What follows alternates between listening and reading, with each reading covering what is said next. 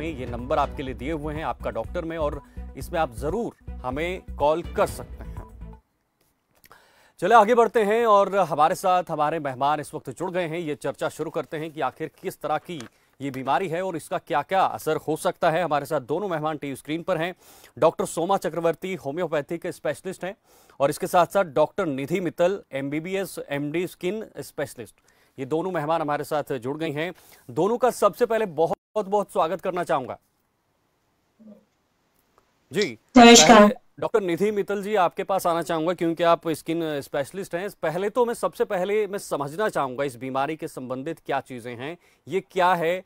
हालांकि लोगों में जो है देखी जाती है, अक्सर देखी जाती है, लेकिन इस तरह का शब्द उन्होंने नहीं सुना होगा। तो मैं चाहूंगा पहले आप दर्शकों को समझाएं कि आखिर ये विटिलिगो जो है वो है क्या। जो सबसे पहले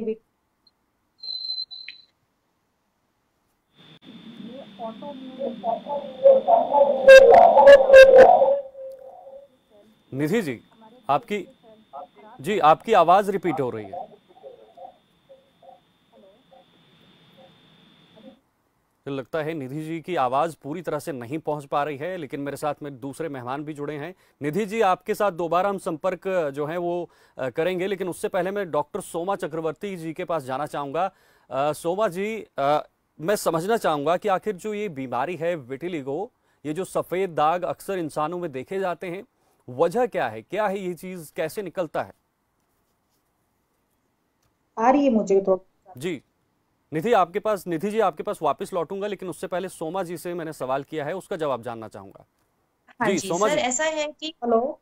जी विटिलिगो ल्यूकोडर्मा हम इसको कॉमनली कहते हैं, बिल्कुल। है ना। सर इस बीमारी को मेरे हम को तो मोटा आपकी मोटा आवाज आ रही समझें है, तो क्या बिल्कुल होता क्लियर है आ कि रही जो हमारा त्वचा का जो रंग होता है ना, वो मेलानिन पिगमेंट्स के द्वारा मिलता है। जो ये कलर ऑफ स्किन टोन होता है, ठीक है। या जो हमारे अराउंड द हेयर जो हमें ये कलर मिलता है, दैट इज ये हमें मेलानिन से मिलता है। मेलानिन एक पिगमेंट होता है, ठीक है। और उसको मेलानोसाइट्स जो कोशिकाएं होती हैं वो उत्पन्न करती हैं। जब ये कोशिकाएं मेलानोसाइट्स जो होती हैं, जब ये या तो डिस्ट्रॉय हो जाती हैं या ये अपना काम करना बंद कर देती हैं, तब वो पिगमेंट्स हमारे उत्पन्न नहीं होते हैं। और बॉडी में various parts of the body से आपको स्किन के कलर में there is a loss of pigment, और वहां पे आपको जो त्वचा का रंग होता है वो सफेद हो जाता है।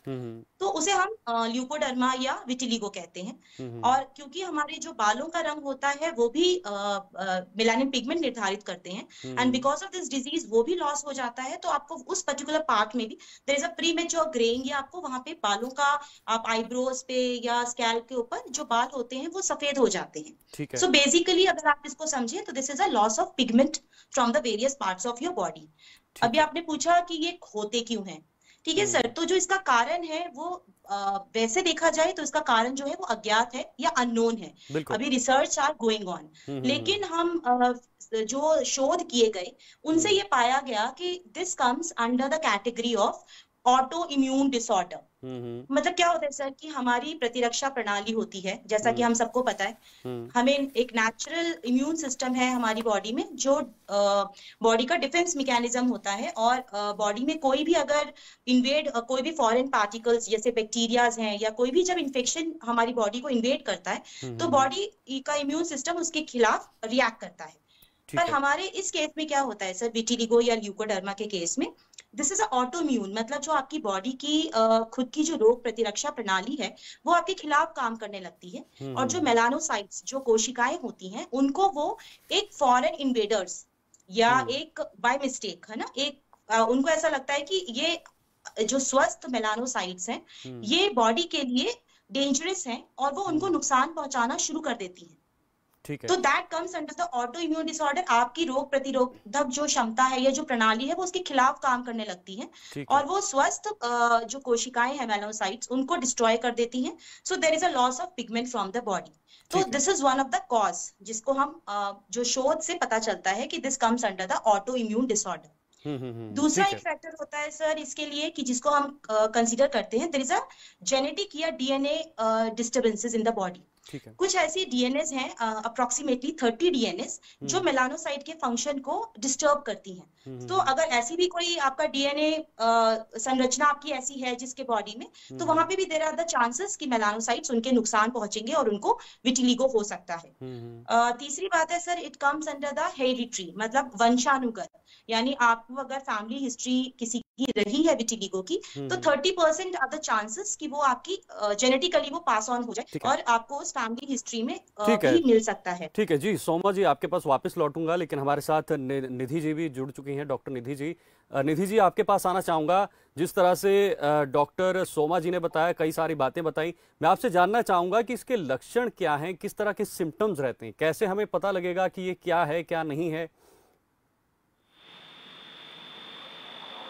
एक तो जनरलाइज्ड बॉडी में, जनरलाइज्ड का मतलब क्या होता है कि एकदम से पूरे शरीर में जो हमारे विटिलिगो वाइट पैचेस आने शुरू हो जाते हैं। सेकंड होता है कि लोकलाइज्ड, कहीं पर्टिकुलर एक स्पॉट या 2 स्पॉट या 3 स्पॉट बॉडी के कहीं पार्ट पे आ गए हैं। थर्ड होता है एक्रोफेशियल, कि जो एक फेस हो गया, हाथ हो गए और पैर हो गए, ये वाली रीजन्स पे आ गए। Fourth is segmental variant. Segmental में क्या है कि अगर हम बॉडी को 1 हाफ में डिवाइड कर दें, तो बॉडी के एक वाली साइड पे, हाफ ऑफ द बॉडी में ही ये आपको दिखाई देंगे। डॉक्टर निधि, तो उसमें क्या, डॉक्टर निधि जी, क्या ऐसा जरूरी नहीं है कि ये बचपन से ही हो, तो तभी जाके आगे भी हो सकता है? 20 साल की उम्र के बाद भी होने की संभावना है, या 40 साल की उम्र के बाद भी होने की संभावना है? Vitiligo can happen at any age. ठीक है।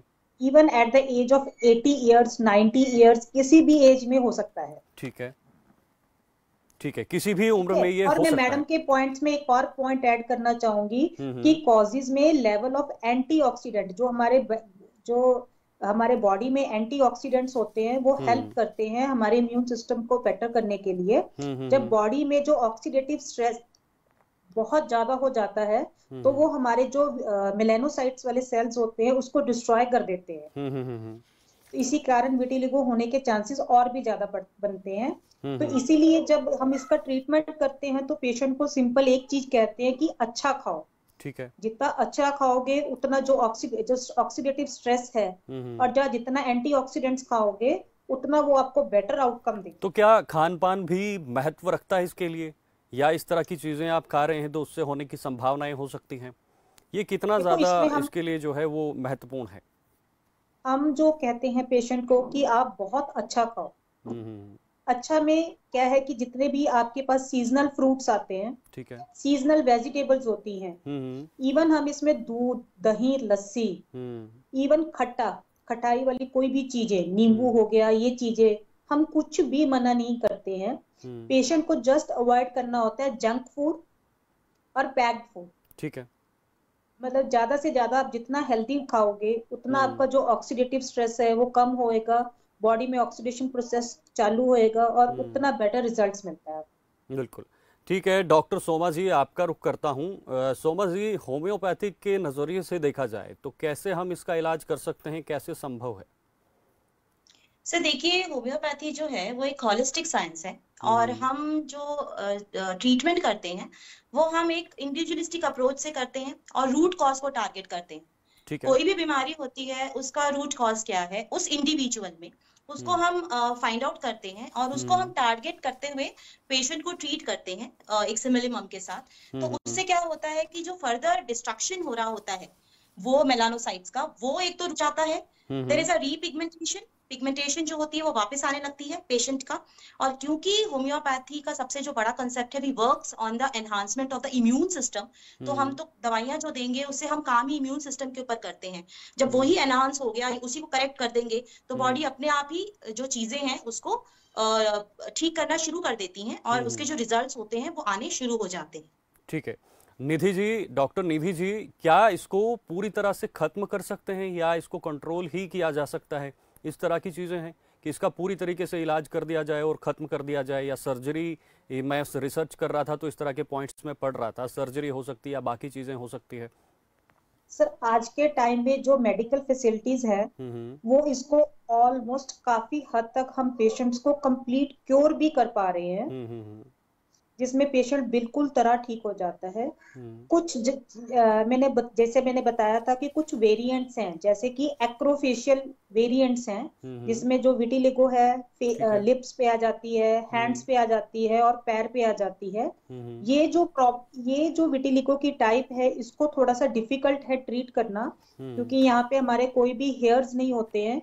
तो क्योंकि हमें जो मेनली सारा कलर है वो हेयर्स नहीं देना होता है, तो वो हेयर्स ना होने के कारण ये वाले एरिया जो है वेरी स्टबन होते हैं। रेस्ट ऑफ द एरिया में हमारे पास medical treatment, even surgical treatment plus phototherapy treatments हमारे पास आज के टाइम पे बहुत एडवांस ट्रीटमेंट है, जिससे हम काफी हद तक पेशेंट का जो विटिलिगो है कंट्रोल भी कर पा रहे हैं और उसको कंप्लीटली क्योर तक भी कर पा रहे हैं। डॉक्टर निधि जी, एक और सवाल आपसे करना चाहूंगा। जो ओपन वाले अंग हैं, यानी जो खुले अंग हैं शरीर के, उन्हीं में यह ज्यादातर दिखाई देता है, तो इसके पीछे क्या खास रीजन, क्या खास वजह हो सकती है? विशेष तौर पर देखा जाए, क्या सनरेज की भी कुछ इस पर इफेक्ट हो सकता है? ऐसा कुछ नहीं है कि ओपन एरियाज पे ज्यादा होती है या क्लोज्ड एरियाज पे ज्यादा होती है।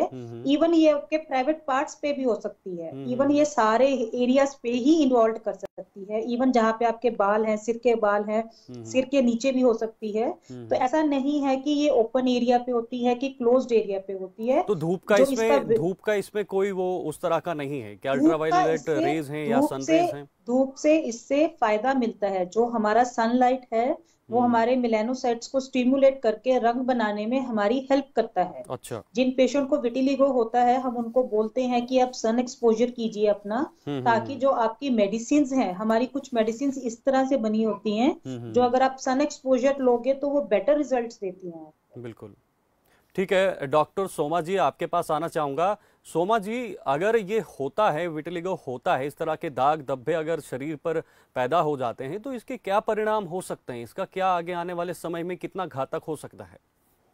सर, मैं ना एक चीज क्लियर करना चाहूंगी, क्योंकि मैं बहुत सारे विटिलिगो के पेशेंट्स को देखती हूँ और उनको दो स्ट्रेस जो बहुत ज्यादा होता है। ठीक है। एक तो मैं ये क्लियर करना चाहूंगी कि विटिलिगो लाइफ थ्रेटनिंग नहीं होता, जानलेवा नहीं होता, और दूसरा ये संक्रमक नहीं होता। This is not a contagious disease. क्योंकि जब भी मेरे पास पेशेंट्स आते हैं इस तरीके के, तो ये दो उनके बहुत ज्यादा फियर एंड फोबियाज होते हैं। विटिलिगो बेसिकली सर एक कॉस्मेटिक कंडीशन है, जहाँ पे आपको जो शरीर के विभिन्न अंग हैं वहां से आपका पिगमेंट लॉस हो जाता है और वहां पे आपको डीपिगमेंटेड पैचेस नजर आते हैं। सबसे ज्यादा जो ये असर करता है ये आपके सोशल एंड साइकोलॉजिकल फैक्टर पे करता है। जो पेशेंट होता है उसको इसको लेके वो बहुत ज्यादा कुंठित होता है, उसमें हीन स्थिति आ जाती है।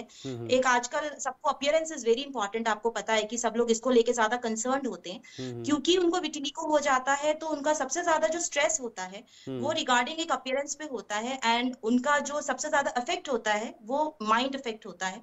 वो पब्लिक अपीयरेंस को अवॉइड करते हैं और वो कई पेशेंट्स बहुत ज्यादा एंग्शियस या डिप्रेसिव मोड में भी चले जाते हैं। तो this is one of the effect which we can see with the vitiligo. दूसरा, क्योंकि मैंने कहा कि it comes under the category of auto immune disorder, तो दूसरे जो ऑटो इम्यून डिसऑर्डर्स हैं वो इनके साथ आने का मतलब वो उनके साथ एसोसिएट होने का या उनसे ग्रसित होने के चांसेस बढ़ जाते हैं, like psoriasis, rheumatoid arthritis, lupus, मतलब बहुत सारे जो विभिन्न दूसरे ऑटो इम्यून डिसऑर्डर्स हैं वो भी उनकी जो चांसेस होते हैं, प्री डिस्पोजिशंस होते हैं, वो बढ़ जाते हैं। ठीक है। तीसरा सर जी, वापस लौटूंगा आपके पास। उससे पहले मेरे एक दर्शक भी जुड़े हुए हैं, क्योंकि इस कार्यक्रम में खासतौर पर दर्शक भी हमारे साथ जुड़ते हैं। उनका भी मैं जानना चाहूंगा कि क्या कुछ समस्या है। मेरे साथ इस वक्त शिवम भागलपुर से जुड़े हुए हैं, उनकी भी समस्या जानने की कोशिश करते हैं। जी शिवम, आवाज सुन पा रहे हैं आप? सर, मेरा प्रॉब्लम ये है कि मेरे सर माथे पे सर दाना दाना ये हो जाता है सर, माथे पर दाना हो जाता है। जी, और मैं कितना सा पानी पीऊं लेकिन सर ये मतलब ठीक नहीं हो पाता, बार-बार क्या आपके शरीर पे भी साफ जो सफेद रंग के जो दाग होते हैं, धब्बे होते हैं, वो इस तरह की कोई चीज है? नहीं सर, सफेद नहीं है सर, सिर्फ माथे पे सर दाना बनते हैं सर, और मैं कितना सा पानी पी लूं लेकिन सर ये खत्म नहीं होते सर। ठीक है डॉक्टर निधि जी, आपसे मैं जवाब जानना चाहूंगा। इनका कहना है कि उस तरह के कोई दाग तो है नहीं, लेकिन दाने दाने जो है वो माथे पर आ जाते हैं, फेस पर आ जाते हैं। तो शिवम जी, आपकी उम्र क्या है? उम्र मैम 24। देखो, जो मोस्ट लाइकली इस एज ग्रुप में होता है वो एक्नी का प्रॉब्लम होता है, जिसको हम पिंपल्स कहते हैं। ठीक है, पिंपल्स का आना जो है वो केला पानी पीने से ठीक नहीं होता है। कई बार क्या होता है कि जो हमारे जो पाइलोसेबेशियस ग्लैंड है, जो हमारे ग्लैंड्स हैं वो नॉर्मल से ज्यादा काम कर रहे होते हैं, जिससे हमारा ऑयल सिक्रीशंस ज्यादा बढ़ता है, जिसके कारण हमारे फेस पे एक्ने आना शुरू हो जाता है। सेकेंडली कई बार सर की रूसी के कारण भी हमारे पिंपल्स आना शुरू हो जाता है। तो आप अपने जो भी आपके नजदीक में डर्मेटोलॉजिस्ट हैं, आप उनको एक बार चेकअप करवाइए, क्योंकि दाने जो फेस में हैं वो एक्ने के कारण भी आ सकते हैं और बहुत सारे और कारण भी होते हैं जिसके कारण आ सकते हैं। तो बेटर यही है कि आप इसके लिए कोई भी स्पेशलिस्ट को दिखाइए, ताकि वो पहले चेक करे कि ये दाने एक्ने के हैं कि किसी और चीज के हैं। ठीक है, बहुत बहुत शुक्रिया आपका जुड़ने के लिए हमारे साथ शिवम। और जो डॉक्टर साहब ने बताया, मुझे उम्मीद है कि आप इसको फॉलो करेंगे और कहीं ना कहीं आपको भी काफ़ी ज़्यादा आसानी हो सकती है। डॉक्टर सोमा जी, आपका रुख करूंगा। मैं जब देख रहा था, पढ़ रहा था, रिसर्च कर रहा था, तो मैंने कई सारी चीज़ें देखी। मैंने टीवी स्क्रीन पर ग्राफिक्स के जरिए भी बताने की कोशिश की है, जिसमें सोशल और साइकोलॉजिकल प्रेशर तो आपने बताया ही है। उसके अलावा स्किन कैंसर की बात हो रही है, सनबर्न और स्किन कैंसर होने का खतरा है, या आंख संबंधी बीमारियां जिसमें आइरिस में जलन के साथ साथ सूजन हो सकती है, या इस तरह की कई सारी चीज़ें मैंने अपने पास जो है वो रखी हुई हैं। बहरापन हो सकता है, सुनने की क्षमता में कमी आ सकती है। तो क्या ये चीजें होने की संभावनाएं होंगी इसके बाद? सर ये वही बता रही थी मैं, जब आपने मुझे कहा। जी। सर क्या होता है कि मेलानिन जो एक लेयर होती है ना, वो आपके स्किन को प्रोटेक्ट करती है फ्रॉम द सन। तो क्या होता है कि जब वो एक लेयर डिस्ट्रॉय हो जाती है, खाली हो जाती है, तो वहां पे वो पिगमेंट होता नहीं है to save you from the sun. तो जब आप सन का एक्सपोजर बहुत ज्यादा होता है, तो there are the chances for the sunburn, that is very common. Sunburn के चांसेस बहुत ज्यादा होते हैं। अभी आपने कहा आंखों में सूजन आना, जो रेटाइना है, जो इनर लेयर ऑफ द आई होता है, वो फोटो सेंसिटिव होता है या लाइट सेंसिटिव होता है। तो अगेन आपको जो लाइट सेंसिटिविटी वो बढ़ जाती है when there is a loss of melanocytes. So that is one of the reason कि आंखों में सूजन या इन्फ्लामेशन। मैम, मेलानोसाइट्स का नष्ट होने के पीछे क्या कारण है? वो क्यों नष्ट होते हैं? उसमें क्या कमी आ जाती है?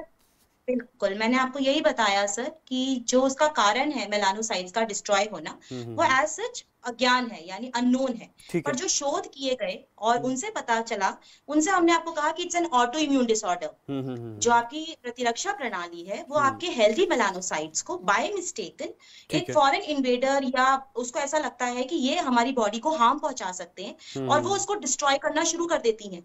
तो इसी करके एक जो अस्वस्थ आपके मेलानोसाइट्स थे, वो डिस्ट्रॉय होना शुरू हो जाते हैं बॉडी में, और इसी करके आपको ल्यूकोडर्मा या विटिलिगो की जो स्थिति होती है वो उत्पन्न होती है। This is one of the reason.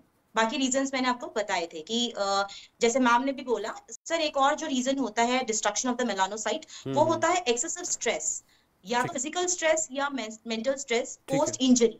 ठीक है, बहुत ज्यादा मानसिक या शारीरिक तनाव होना भी इसकी स्थिति उत्पन्न करता है मेलानोसाइट्स के डिस्ट्रक्शन के लिए। ठीक है, मेरे साथ एक और दर्शक जुड़े हुए हैं। माफ कीजिए, मैं फिर से रोकना चाहूंगा क्योंकि दर्शक भी हमारे लिए बहुत ज्यादा जरूरी हैं, जो हमारे साथ अक्सर जुड़ते रहते हैं। सुरेंद्र कुमार हमारे साथ छत्तीसगढ़ से इस वक्त जुड़ गए हैं, उनकी भी समस्या जानना चाहेंगे। सुरेंद्र जी, क्या कुछ आपकी समस्याएं हैं? मेरी समस्या क्या है, स्क्रीन मेरे को पीठ में बहुत खुजली होती है, छोटे छोटे दाने हो जाते हैं, और पाँव में क्या है, थोड़े छोटे छोटे दाने होते हैं जहाँ खुजलाहट होती है। खुजलाहट होने के बाद वो काले हो जाते हैं, वहाँ पर काला धब्बा हो जाता है वहाँ। काला धब्बा हो जाता है। तो इसका जवाब भी मैं डॉक्टर निधि जी से ही लेना चाहूंगा। डॉक्टर निधि जी, क्या कुछ इसके पीछे कारण हो सकते हैं जो सुरेंद्र जी लगातार कह रहे हैं? सर ऐसा है कि जो ये स्किन की प्रॉब्लम्स हैं कि काला धब्बा हो गया है, जब पीठ पे खुजली हो रहा है, तो उसके बहुत सारे कारण हो सकते हैं। उनको कोई फंगल इन्फेक्शन भी हो सकता है, कोई सोराइसिस की दिक्कत भी हो सकती है, या फिर कुछ डैंड्रफ के कारण भी दिक्कत हो सकती है। सुरेंद्र जी, आपकी उम्र क्या है?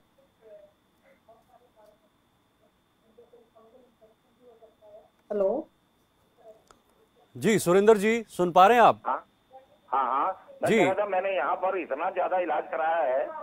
डॉक्टर निधि आपसे पूछ रहे हैं कि आपकी उम्र क्या है? मेरी उम्र की है 67। ठीक है जी हाँ। तो सर इस ऐसे वाले केसेस में हम पेशेंट को यही कहेंगे कि अगर आपका स्किन वाले डॉक्टर को दिखाकर कुछ नहीं बन रहा है, तो आप इसमें स्किन वाले डॉक्टर के पास जाके स्किन का बायोप्सी का टेस्ट होता है, जिसमें एक स्किन का छोटा सा टुकड़ा हम लेकर उसकी जांच करते हैं, जिसमें आपको एग्जैक्ट कारण पता चल जाएगा। ठीक है, बहुत बहुत शुक्रिया सुरेंद्र जी हमारे साथ जुड़ने के लिए और महत्वपूर्ण अपनी जो समस्या है वो डॉक्टर्स के सामने रखने के लिए। निधि जी, मैं जानना चाहूँगा क्या थायराइड जैसी बीमारी या डायबिटीज जैसी बीमारी या इस तरह की चीजें, इनका कोई संबंध है आपस में? जो डायबिटीज और थायराइड है ये भी ऑटो इम्यून डिजीज है। जब किसी पेशेंट को एक ऑटो इम्यून डिजीज होता है तो उसको मल्टीपल ऑटो इम्यून डिजीज होने के हमेशा चांसेस। जी निधि जी, आवाज सुन पा रहे हैं आप?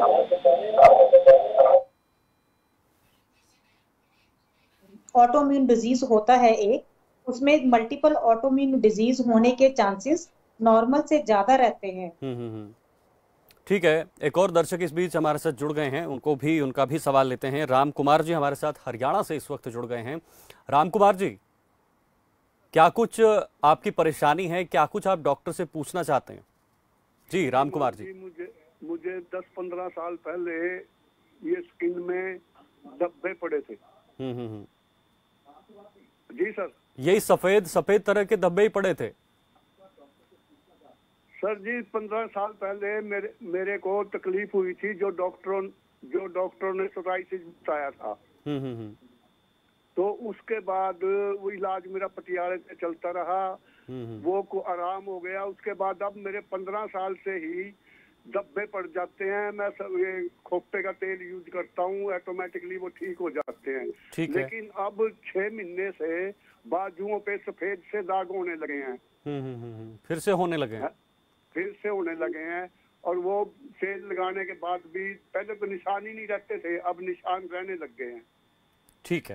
ठीक है डॉक्टर सोमा जी, आपसे जवाब जानना चाहूंगा, इनको दोबारा से वो वापस जो सफेद धब्बे होते हैं वो वापस लौट गए हैं और तेल लगाने के बावजूद, जो डॉक्टर का ट्रीटमेंट है उसके बावजूद भी हो रहा है? नहीं, इनको पहले क्या था, सोरियासिस था या विटिलिगो ही था? जी राम कुमार जी, पहले क्या कुछ आपको था, किस चीज से आप सोराइसिस डिक्लेयर किया था जी। सोरियासिस जो है वो एक डिफरेंट डिजीज है और विटिलिगो जो है वो एक डिफरेंट डिजीज है। सोरियासिस जो है वो एक ऑटो इम्यून डिसऑर्डर है, तो चांसेस बन जाते हैं कि आपको विटिलिगो हो सकता है लेटर ऑन। जैसा कि अगर ये बता दें कि अब इनको सफेद दाग हो रहे हैं, इनको क्या हो रहा है अभी एग्जैक्टली? राम कुमार जी, आपको सफेद दाग हो रहे हैं या आपको डिफरेंट पैचेस, ड्राई पैचेस हो जाते हैं? डॉक्टर साहब, ये बाजू में होने लगे हैं जी, ये इस पे बाजुओं पे, दोनों बाजुओं पे हैं और ये तेल लगाने से ठीक हो गए, लेकिन इनके निशान नहीं जा रहे हैं, खुजली होती है इनमें। तो ये सफेद दाग नहीं है, ये हो सकता है इनको डिफरेंट पैचेस हो स्किन के। और नारियल का तेल लगाने से सिर्फ एक एमोलिएंट का काम होता है, मतलब आपको एक मॉइस्चर मिलता है, तो आपको खुजली वगैरह नहीं होती है। बिना दवाई के तो इलाज नहीं हो पाता। तो ये तो इनकी स्किन कंडीशन देखने के बाद ही एक जजमेंट आएगा कि इनको एग्जैक्ट प्रॉब्लम क्या है और इसका ट्रीटमेंट हम कैसे डिसाइड करें। तो इनको एक बार दिखाने की जरूरत है इनको। बिल्कुल डॉक्टर निधि जी, आपका रुख करता हूँ। डॉक्टर निधि जी, आप तो आवाज सुन पा रहे हैं? जी निधि जी, मैं ये जानना चाहूंगा, आपने कहा जिस तरह से जो सोशल और साइकोलॉजिकल प्रेशर रहता है या जो दबाव रहता है, मेंटली जो दबाव रहता है, क्या वो आने से पहले ही हो सकता है या आने के बाद भी, जब तक वो विटिलिगो की बीमारी से ग्रस्त है तब तक वो चीजें आपके साथ लगातार बनी रहेंगी? माइंड से प्रेशर रहेगा या इस तरह की चीजें बनी रहेंगी हमेशा? पेशेंट के साथ साथ पेशेंट्स के पेरेंट्स जो है उनको भी साइकोलॉजिकल प्रेशर बहुत ज्यादा हो जाता है। प्लस जो हमारे जो सोसाइटी है वो आपको प्रेशर क्रिएट कर देती है आपके ऊपर। और जैसे कि मैम ने बोला है कि जो स्ट्रेस है, जितना ज्यादा पेशेंट स्ट्रेस लेता है उतना विटिलिगो के बढ़ने के चांसेस हमेशा नॉर्मल से ज्यादा रहेंगे। तो इसलिए हम पेशेंट को हमेशा बोलते हैं कि आप अपने आप को कोई भी एक एक्टिविटी जिसमें आपका माइंड रिलैक्स होता है, आप उसमें अपने आप को इन्वॉल्व कर सकते हो इन द फॉर्म ऑफ कोई जिम कर सकते हो, कोई डांस क्लास, कोई म्यूजिक क्लास, कोई योगा क्लास, कोई वॉकिंग, जो भी आपको अच्छा लगता है जिससे आपका माइंड रिलैक्स रहेगा, ये बहुत जरूरी है। क्योंकि जितना प्रेशर क्रिएट होता जाएगा उतनी विटिलिगो हमेशा बढ़ने के चांसेस नॉर्मल से ज्यादा रहेंगे ही पेशेंट। तो क्या इसका माइंड पे भी कोई असर पड़ सकता है? भूलना या यादें जो है वो खत्म होना, इस तरह की कोई चीजें? नहीं, ऐसा कुछ नहीं होता है। पेशेंट यूजुअली क्या होता है कि डिप्रेशन में चला जाता है, कुछ पेशेंट सुसाइड करने की भी कोशिश करते हैं इसमें। तो ये चीजें बहुत खतरनाक हो जाती हैं। हम पेशेंट को काउंसलिंग करते हैं कि ये जरूरी नहीं है कि एक अगर आपको हो गई है तो ये लाइफ लॉन्ग रहेगी। हो सकता है कि आपका इसका मेडिकली टोटली आपका ये क्लियर हो सकती है। जितना आप अपने आप को स्ट्रेस फ्री रहोगे उतने कम टाइम में आपको मेडिसिन उतना बेटर रिजल्ट देंगी। ठीक है, ठीक है। मेरे साथ एक और दर्शक इस वक्त बने हुए हैं, हवा सिंह जी, हरियाणा से जुड़े हुए हैं, उनका भी रुख करते हैं। हवा सिंह जी, क्या कुछ आपकी परेशानी है और क्या कुछ आप डॉक्टर से पूछना चाहेंगे? हवा सिंह जी, आवाज सुन पा रहे हैं आप? हाँ जी, हाँ जी सर जी। क्या क्या पूछना रहेगा आपका? मेरी एज 62 साल है और मेरी आंखों में थोड़ी ही जलन और भारीपन रहता है जी। आंखों में जलन और वो भारीपन सा रहता है जी। भारीपन सा रहता है, यानी कहीं ना कहीं आंखों पर जो तनाव है वो बढ़ रहा है। हाँ जी, थोड़ा पानी आता है जी। तो क्या मानसिक रूप से भी कोई दबाव पड़ता है आपको, इस तरह की चीजें? नहीं, ऐसा कुछ नहीं है जी। वैसे शुगर भी है जी। ठीक है, निधि जी। सर ये तो इनको आई स्पेशलिस्ट डॉक्टर के पास ही जाना चाहिए। वो मेरे से ज्यादा बेहतर इनको बता सकते हैं कि आईज में जो भारीपन है, या आंखों में पानी निकल रहा है, या ये एलर्जी जो कई बार कुछ लोगों को इस मौसम में एलर्जी रहती है। निधि जी, कहीं ना कहीं इनका ये भी पूछना है ना कि जो एक तनाव है, तो कहीं ना कहीं इन्होंने ये कनेक्ट जो है इसको इस चीज से किया है। तो मैं चाहूंगा कि आप थोड़ा सा इनको सुझाव दीजिए। नहीं, मैं हवा सिंह जी से कहना चाहूंगी कि बेटर है कि आप अपने वहां पे जो आई स्पेशलिस्ट डॉक्टर हैं उनके पास जाइए, उनको प्रॉपर चेकअप करवाइए। वो आपको बताएंगे कि आईज में जो भारीपन है और जो आपको इसमें पानी निकलता है वो सारा किस एलर्जी के कारण है, कि कोई इन्फेक्शन हो रखा है आपको आईज में।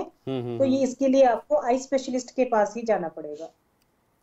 ठीक है डॉक्टर सोमा जी, आखिरी सवाल आपसे लूंगा क्योंकि मेरे पास समय भी कम है। कुल मिलाकर जो हमारी चर्चा हुई, मैं चाहता हूं कि आखिर पे आप थोड़ा सा इसका निवारण जो है वो बताइए घरेलू स्तर पर, या किस तरह से इस बीमारी से सतर्क जो है वो लोगों को रहने की जरूरत है। सर देखिए, पहली बात तो कोई घरेलू इलाज नहीं होता, ठीक है। जब ये एक ऐसी कंडीशन है जिसमें आपको डॉक्टर का advice and suggestions and treatment बनता है। बिल्कुल।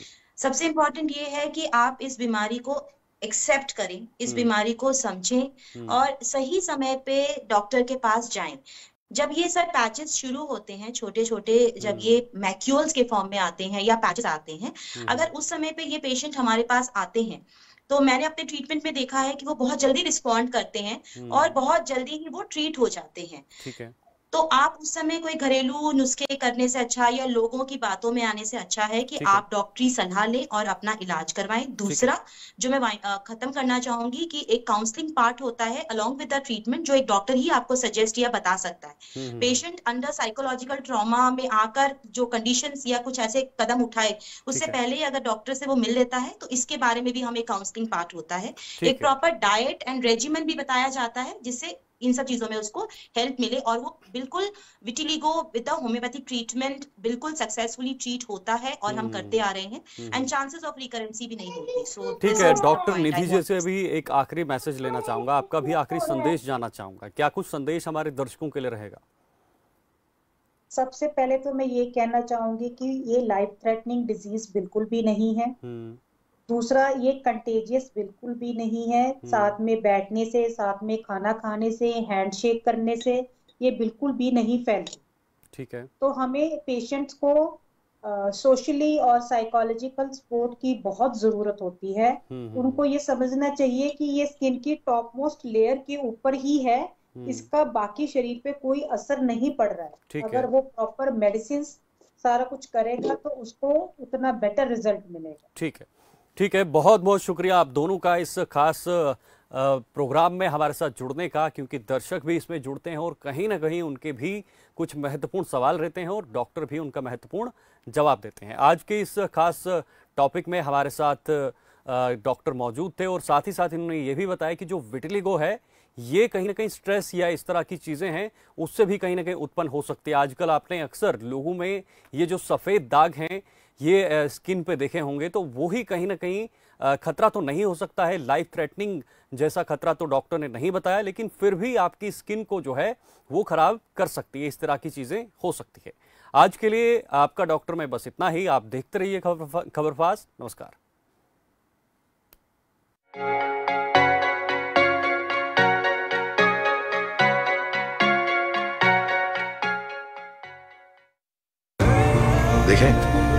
कौन नया खिलाड़ी आया है।